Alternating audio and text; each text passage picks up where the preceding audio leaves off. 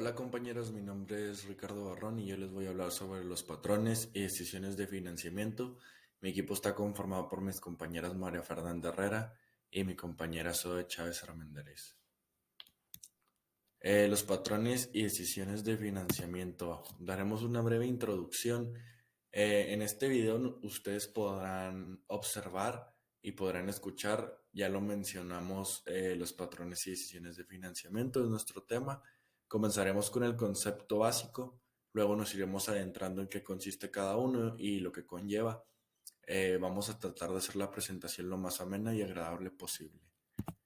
Primero que nada, ¿qué son? Bueno, los patrones y decisiones de financiamiento son estas estrategias que utilizamos en las empresas para obtener fondos y recursos financieros.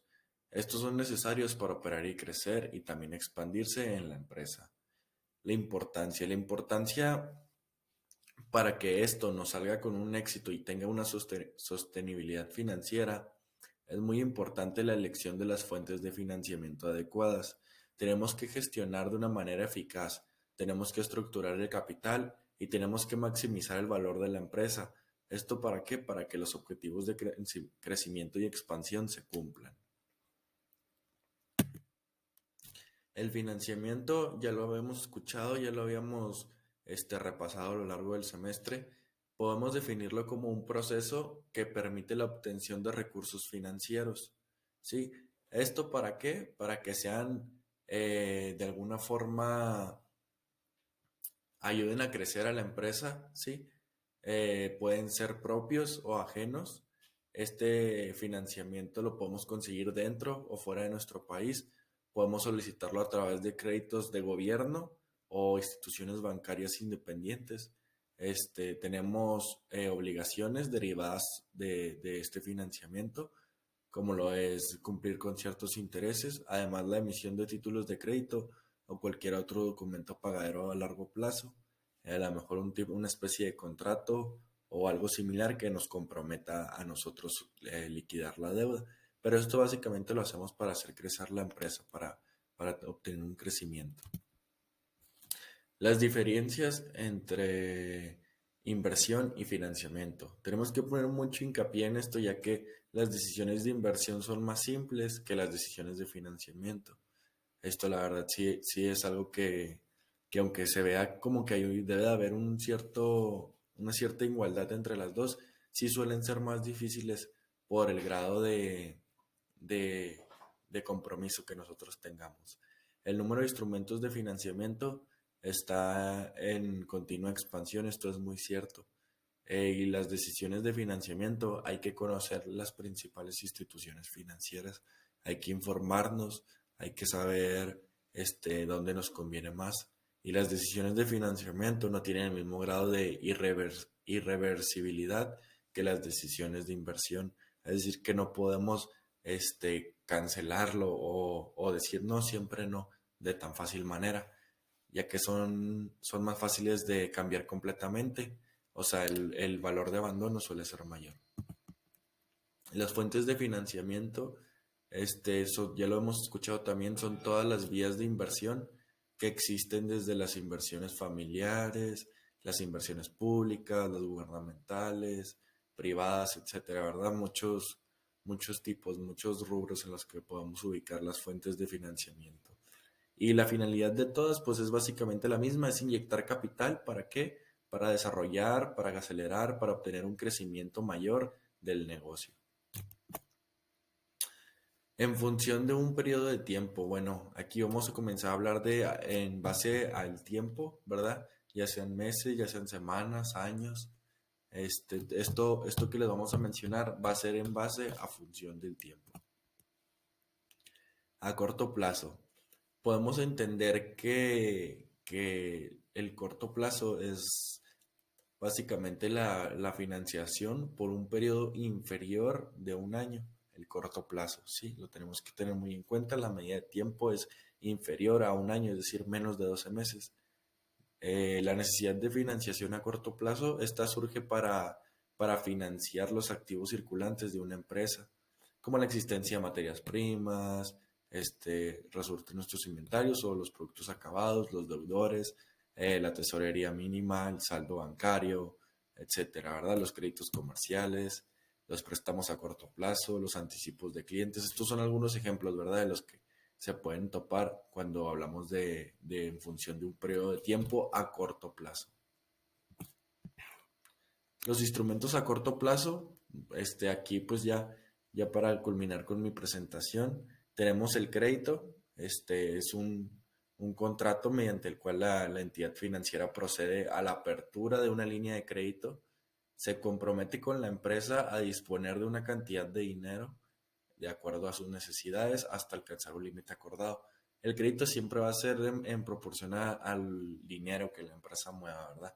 Si tiene tantos autos, tanto equipo de transporte, si tiene tanto de esto, tanto de esto, se arma un consenso y se les da un crédito. No puede llegar una empresa mediana a solicitar un crédito que le corresponde a una empresa muy grande, o una empresa grande a una empresa muy chica, pues va a ser raro, ¿no? Que se suele dar este tipo de casos. El descuento comercial es una operación financiera mediante la cual un banco adelanta el importe de una letra de un cliente que tiene vencimiento en una fecha posterior. El factoring es la venta por parte de la empresa de los derechos de cobro sobre los clientes de una empresa o intermediario financiero.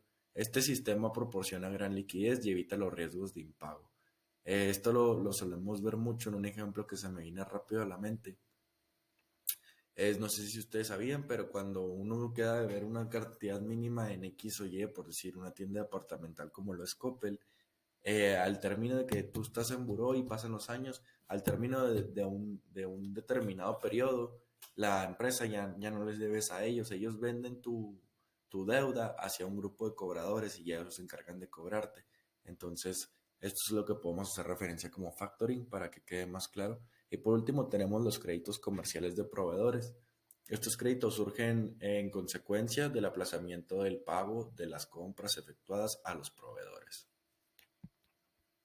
Después de las fuentes de corto plazo tenemos las de a mediano y largo plazo. A mediano plazo significa de un periodo de 3 a 5 años y se utiliza generalmente cuando no disponemos del capital a largo plazo por el momento. A largo plazo se refiere a un periodo de entre 5 a 20 años o puede ser más dependiendo de los factores en los que se encuentra la empresa. Los gastos de este capital generalmente son en nuestras instalaciones, maquinaria, terrenos o edificios, que es lo que conocemos como nuestro activo no circulante. Dentro de esta existen los créditos a largo plazo, que tienen un vencimiento superior a un año, el leasing, que es un contrato de arrendamiento con opción de compra que permite a las empresas que necesitan elementos patrimoniales disponer de ellos durante un periodo determinado de tiempo. Esto se refiere a que si yo empresa necesito, no sé, de utilizar una maquinaria de determinado tiempo, busco otra empresa para que pues me la rente por ese tiempo que necesito utilizarla a cambio de yo estarle pues pagando una renta. O sea, se firma un contrato en el que ella me va a rentar la maquinaria por determinado tiempo. Después tenemos la emisión de nuevas acciones o ampliaciones de capital, que es buscar a nuevos socios para que nos inyecten en nuestro capital, pues con el fin de aumentar este. Después está el derecho preferente, que es como derecho de antigüedad, que quiere decir que los accionistas antiguos no pierdan derechos, o sea, que sigan teniendo la misma situación jurídica y la misma situación patrimonial. Después tenemos la clasificación en función de propiedad o control. Esta es básicamente que si nuestro capital es propio o es prestado. Esto se los voy a explicar después como internas y externas, o sea, fuentes de financiación externas o internas. Pero básicamente el capital propio quiere decir que se obtiene de los socios inversionistas de la empresa, es una financiación a largo plazo y reduce los riesgos de quiebra. Y el capital prestado pues se obtiene de fuentes externas y generalmente tenemos que pagar una tasa de interés fija sobre el capital que nos están prestando. Y la última clasificación es en función del origen del capital, que es lo que les mencionaba que les iba a explicar sobre internas y externas. Internas se refiere a que el capital lo generamos internamente en la empresa y externas que es el capital generado desde fuera de la empresa. Esto es lo que les mencionábamos anteriormente. La financiación a corto plazo es lo que les comentó mi compañero Ricardo, y financiación a medio y largo plazo es lo que yo les expliqué, que son los créditos o préstamos, el leasing, que les comentaba que era el contrato de renta, y el capital a riesgo es que, por ejemplo, si una empresa ya está en su etapa de que ya tiene todos los aprendizajes y los conocimientos y el profesionalismo, la maquinaria y todo eso, pero sus ideas ya llegaron al punto de no poder innovar, buscan a una empresa que apenas va empezando, que va a emprender, para pasarle todos esos conocimientos o todo ese pues aprendizaje para que pueda salir adelante. Esta es a largo plazo, ya que pues los resultados de ver crecer una empresa no pueden ser de la noche a la mañana. Y después tenemos lo que viene siendo la financiación interna o autofinanciación, que son aquellas fuentes monetarias que se obtuvieron de los medios económicos que dispone el negocio en sí. Por lo general, para que una empresa pueda autofinanciarse, se basa en los siguientes medios para poder lograrlo, que son los socios de la empresa, que pues como ya sabemos son quienes realizan el desembolso inicial y las aportaciones necesarias al capital y de sus activos, que esto es independientemente de si se dividan a corto o largo plazo. Esto de los activos se los voy a explicar en la diapositiva siguiente. Bueno, dentro de esta tenemos las utilidades reinvertidas, que es cuando los socios hacen un acuerdo de que no van a, pues sí, que no se van a repartir esas utilidades, sino que van a invertirlas a modo de que la empresa quede bien fortalecida. Ya sea para adquisiciones o construcciones. Adquisiciones puede ser de que, pues, nuevas tecnologías, nuevas maquinarias, o construcciones de que a lo mejor el departamento de ventas necesita más espacio o producción ya está muy apretado y se requiera de más espacio dentro de la misma. Las aportaciones de los socios son esas aportaciones que se reciben ya sea inicialmente o mediante nuevas aportaciones con el fin de aumentar pues el recurso.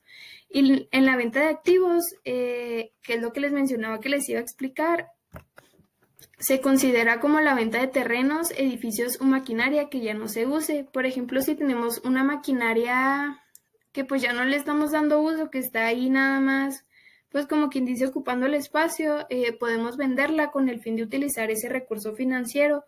O por ejemplo, pues de la misma forma con los terrenos o edificios, o sea, el fin de la venta de activos es deshacernos de todo eso que ya no utilizamos para poder utilizar ese recurso financiero que nos deja. Y por último tenemos los fondos de amortización o amortizaciones acumuladas, que consisten en quitar periódicamente los ingresos que se obtienen por la venta de los productos, una cantidad acorde al elemento a amortizar y la duración estimada para el mismo, y tiene la finalidad de poderlo sustituir al llegar su envejecimiento. El objetivo es mantener siempre la capacidad económica de la empresa. Después tenemos las reservas, que son los fondos que constituyen a partir de los beneficios generados por la empresa y no distribuirlos entre los propietarios. Esto de las reservas es básicamente lo mismo que les explicaba ahorita con las utilidades reinvertidas. O sea, no retirar esas utilidades hasta que la empresa esté bien financieramente como para poder pues ya disfrutar de esas utilidades. Vamos a ver algunas desventajas y desventajas de la financiación interna. Por parte de las ventajas tenemos que no se requiere la aprobación de terceros para tomar alguna decisión. También tiene un coste menor, produce mayor rentabilidad al reducir gastos y no se requiere pagar impuestos. Sus desventajas son que los recursos son limitados, también se pueden llevar a cabo inversiones poco rentables y que luego ya no se disponga de fondos para hacer otras más rentables.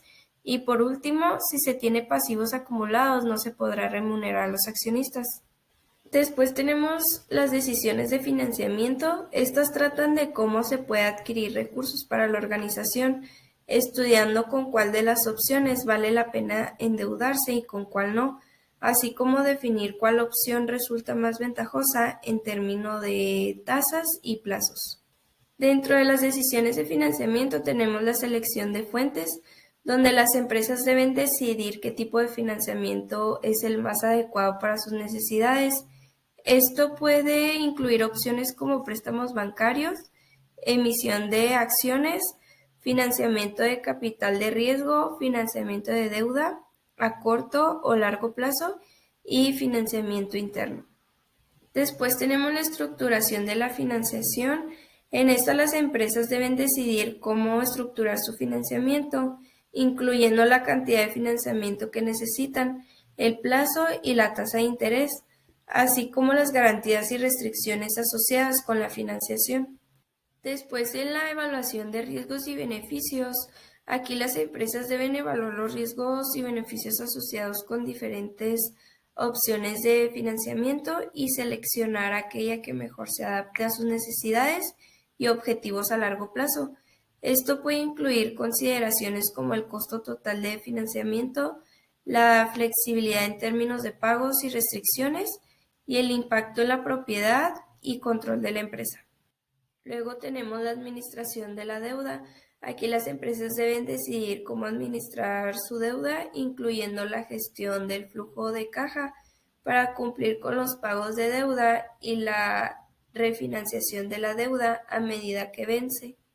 Y ya por último, en la planificación a largo plazo, las empresas deben considerar cómo sus decisiones de financiamiento afectarán su capacidad para cumplir sus objetivos a largo plazo, como el crecimiento y la expansión del negocio, y esto puede incluir la planificación de presupuestos y la evaluación de la rentabilidad y el retorno de inversión asociados con diferentes opciones de financiamiento.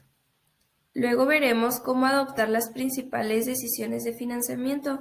El primer paso sería realizar un estudio sobre los mercados eficientes. Después, analizar el mercado financiero y decidir cuál de las opciones es la más adecuada. Luego, conocer las variantes existentes para elegir la opción que se adapte a las necesidades y expectativas.